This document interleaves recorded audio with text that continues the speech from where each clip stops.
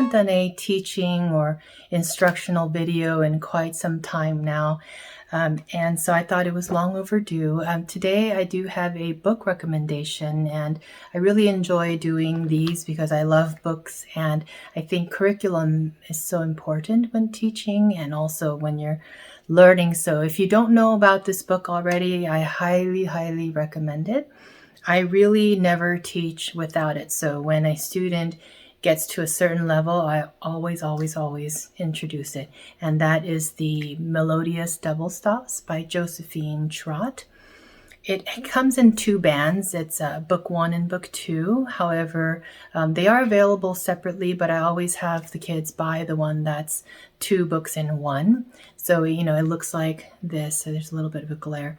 And it's just wonderful. I even love the fact that it's purple and lavender. But anyway, this is really, really important because I think that learning how to play double stops as early as the student is ready is absolutely vital. I think when violinists learn double stops too late, it shows kind of long-term effects in their playing.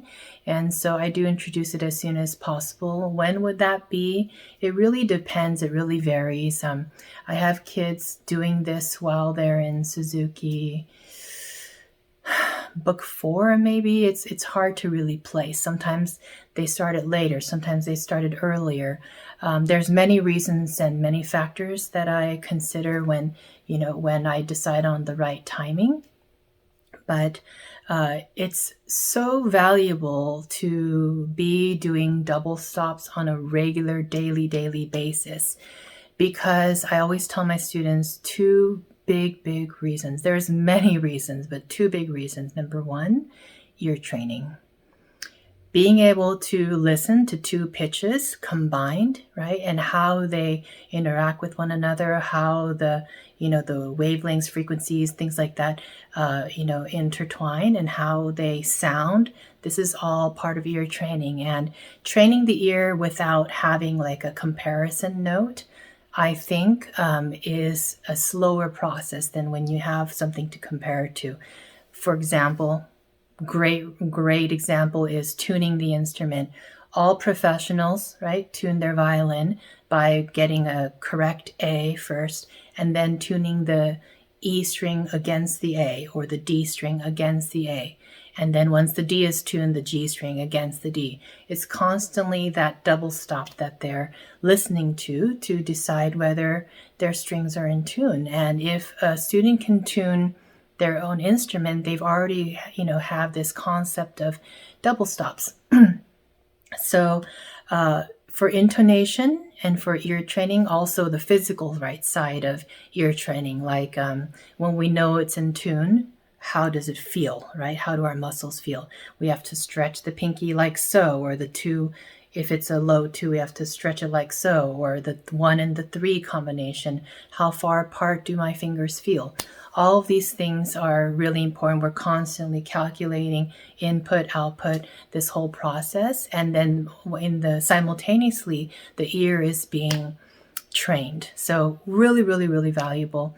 I could talk a long time on just that point. But second point is for the technical sides, basically the posture. So hand and finger posture, really important. What I'm saying is basically, in the beginning, as a beginner, some kids, they have certain habits they do, like a really popular postural mistake, for example, when you're putting your fingers down, is to put the fingers slightly rolled like that, right? And what that does is it makes it difficult. If one finger is doing that, the other fingers have a hard time finding their places. I hope that makes sense. So if you roll like that one finger back, then see how the other fingers can easily go down. It's like a fan, right? That's splayed out. So you wouldn't see a fan that's splayed out where some of the segments are kind of like twisted in a different angle. They are all in in the same angle. All right. So same with the fingers like that. All right. So for example, if you're playing a really difficult double stop, like a 2-4 combination, right?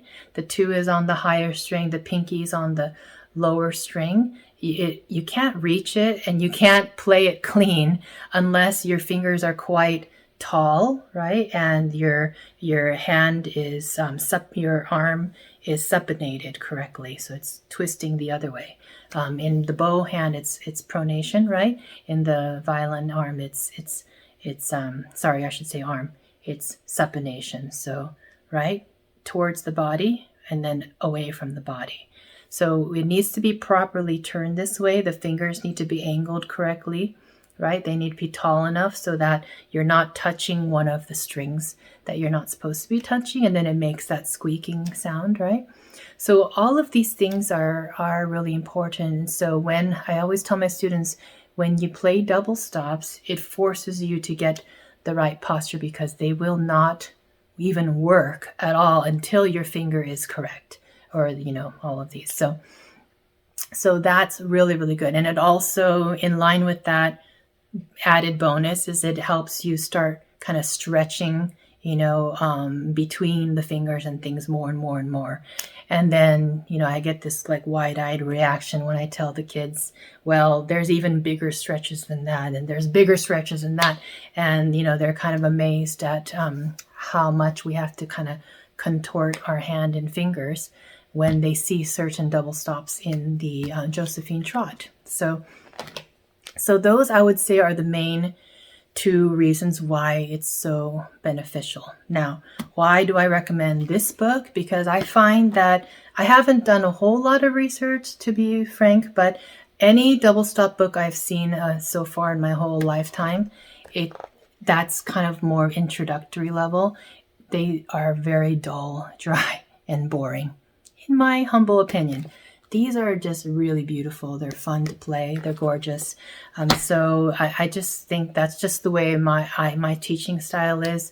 Whether I teach piano, violin, whatnot, I make sure that the piece is enjoyable, it's pleasurable, and it also has that teaching point or points that are going to be beneficial for the student. So I hope that makes sense. And so I'm going to now kind of take you through, a little bit of these so you can kind of see a little sampling of what these exercises are.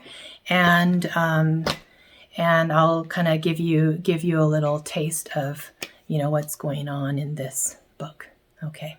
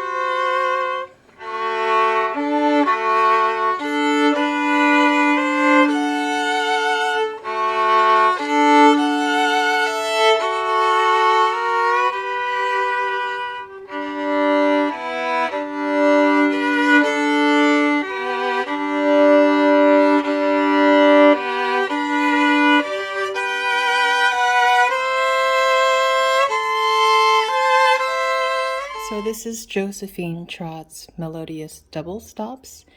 It says complete books 1 and 2. And when you look at the first page, you'll see that the first several of these exercises are only 2 lines long. So it's a really great way to, start playing double stops in a, more of a, melodious or, more of a musical context. As I, said before, it's good to have a little bit of double stop experience, a little bit here and there before you start this book. But I really like the way it starts. I really feel that it is progressively, well done. Each one becomes more and more difficult, and it does give you a variety of things as well. So, you see it starts out pretty simple. Even the key signatures are well varied. Even on these first 2 pages, you can see, we start out in G major, 1 sharp. We have 1 flat, right? 2 sharps, 2 flats. It's very, very well done gradually, well balanced. 3 sharps, back to 1 sharp. There's some unisons, which is great. There are harmonics here, and then she does a bit of combination things. So we have some single notes mixed in with the double stops, some key changes. So this is, typical ternary form, very simple, a few lines of G major, and then, it changes key signatures here just for, 2 lines, and then it ends back in G major again. So that's really nice. Different tempos and styles as well. I like these tempo indications in the beginning and mood indications. Varied bowings, so you have a choice. More challenging, right, would be the longer legatos and fitting in more notes within each bow. Random short one here, just 2 lines, which is kind of a nice breather. So it's a great variety. This is a little bit of like trilling preparation. This kind of reminds me of Paganiniana and Paganini things. So it's really great variety assortment. They sound beautiful. I'll try to include some playing samples as well, so you just get an idea here. I often use this book also to teach, what these tempo indications mean. So it's a great opportunity to do that at the same time. Again, artificial harmonics here. So as you go on, you'll see that she does include other techniques at the same time. This entire book, you should know, is in first position. There's no shifting. However, there are a lot of extensions, so, pinky extensions.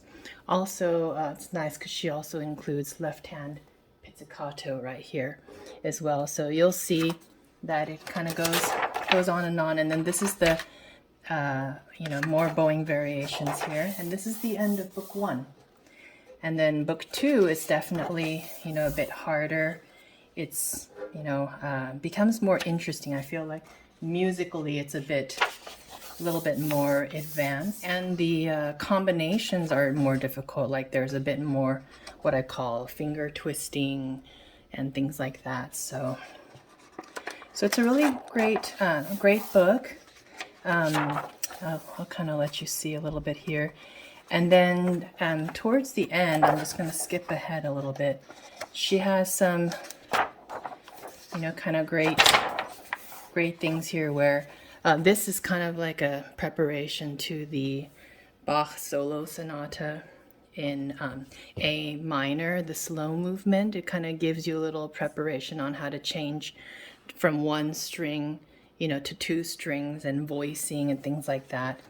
And then the final one actually is a little bit of a ricochet study, which is nice. So we're, the notes aren't hard, but, you're combining double stops with bowing technique, which is also nice. So that's how she ends. So I guess there are 28 in this band, and I forgot to check here. In the first band, there are 30.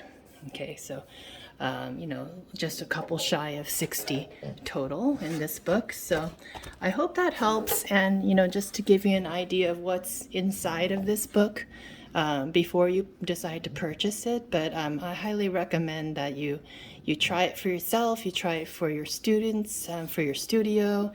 It's really just a great book if you haven't already come across it yourself.